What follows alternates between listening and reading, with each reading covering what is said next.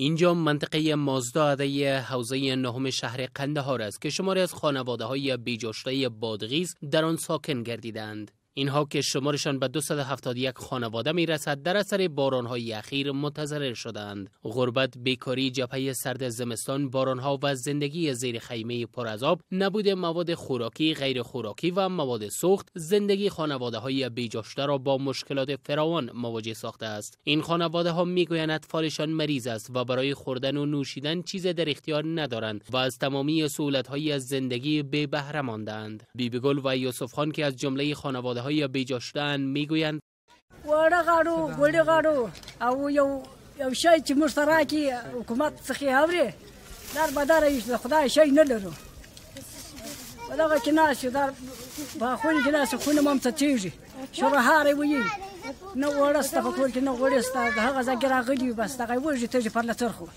نه یو چل تاکس نه یو هیڅ خوانه است بس در بدر را باندې راغلی ستل خو نو دغه د خیمې دي تورته غره دا و بارانو نشان ګر شپه ورځ را باندې سچيږي و خیمې ته ضرورت لري نوم ځکه ته ضرورت لري.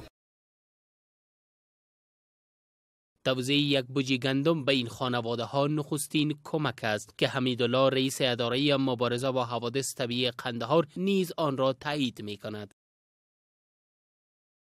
دغه مرسته د ولایت مقام په هدایت سره د 201 کورنۍ هغه کورنۍ دي چې د نور ولایتونو څخه و هم کندهار ولایت را بې ځایه شوي دي او دلته دغه د ژمي سخت حالات سره دوی مخامخ دي. د همدې کورنۍ سره د 201 کورنیو بره او د غنمو کمک وشو.